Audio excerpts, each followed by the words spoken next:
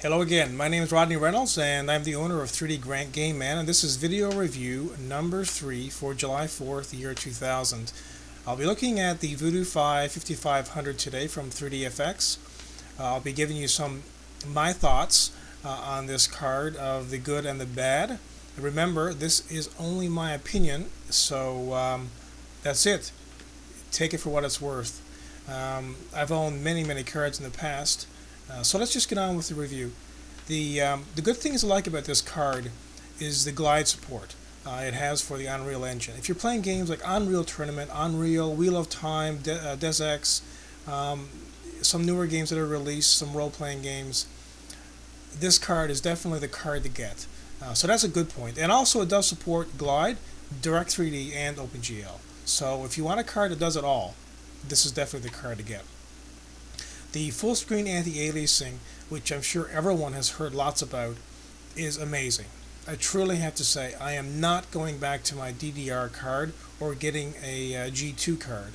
After seeing the full screen anti-aliasing, it's really amazing. Playing Deus Ex at 800 by 600 at 4 times full screen anti-aliasing with all the textures on truly is something to see. It's real. It's quite incredible. A good game for those kind of games, which is kind of like a System Shock, Quake 3 kind of game, Deus Ex, which I recommend, by the way, getting. It's an amazing game. If you are playing games like flight sims and third-person shooters, or even third-person role-playing games, certainly this card, beyond a doubt, would be the card to get. Once you see hardware anti-aliasing, you will never go back. Trust me, I won't. It's just, when I go back now and see games with jaggities, it just looks so unreal. It just doesn't look right somehow. It looks totally artificial. First-person shooters. I think that first-person shooters, it helps them dramatically. It takes away all the jaggities on your gun when you bob, when you look at the lights, when you're looking at walls, when you're looking at anything that has a line. You can look at it and go, wow, it's amazing. But if it doesn't have it, or if it's poor, you can see it and it looks really bad, especially when you've been there, when you've seen the full screen anti-aliasing in effect. You just can't go back. So again, two major points there: glide support, which is excellent, Direct 3D and OpenGL, and full screen anti-aliasing. It doesn't do TNL, but it does do a TNL in software. TNL is an issue which a lot of games don't have, and it's something I think that will be around in 6 years. Full screen anti-aliasing, 6 months. Full screen anti-aliasing will be something that you can use on Half-Life, something you can use on Quake 2, something you can use on a lot of those games you've been playing in the past. You can even go back and play them because they look amazing. It's just, they look totally different. So again, this is the card to get if you want that. And as well, another good point with this card is the 2D quality. The 2D quality compared to the NVIDIA chipset is much clearer. I have a ViewSonic 21-inch monitor, and it is very clear in comparison to the NVIDIA chipset. It's something like a Matrox ATI 2D image, very clear and very good at 1600 by 1200, which I run my 2D at.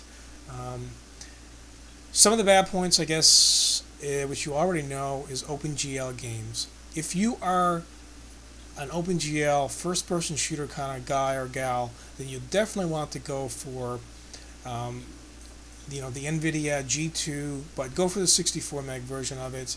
And if you like jaggities, or if you don't mind them, then play it at 1280 by 1024, and then be happy, because you will be with the G2 in the sense of OpenGL, because you can go high resolution, which will in fact reduce the jaggities somewhat. But if you want that, then that's great. But if you want a good 2D and excellent 3D quality in Glide games or in games like Deus Ex, then definitely go with 3DFX. Another bad point that I don't like about this card is the fact that it's a little pricey. the card is a little bit more expensive than the 32 meg version of the G2, which is kind of upsetting for a lot of people. I know that a lot of people go, well, should I spend the $400 Canadian for the G2, or should I spend 450-ish for the Voodoo 5500? It's a personal opinion. Like I said, if you're into older games, third-person shooters, or if you just want to get rid of all the jaggities in games and performance is not a big issue at high resolutions, then go for the 3DFX card. I did, and I'm not going back. My next card will be the 6000 from 3DFX, which I'm hoping every game playable at 1024 by 768, 4 times full screen anti-aliasing. It will just be amazing. I mean, it'll be completely like nothing else you've seen before. And it is. You have to see it to really understand it. I know seeing a lot of pictures and snapshots just don't do it on the internet. So by all means, buy the card. I mean, I love it myself. I give the card an 8 out of 10. The reason why I didn't give it more is price and OpenGL. 3DFX, come on. I don't know if it's hardware or software, but we want to see some better performance in OpenGL games. Again, my name is Rodney Reynolds, and this is another video review. And be sure to check out our bulletin board system, which we set up new. Register and share your ideas, comments, whatever. Take care. Bye.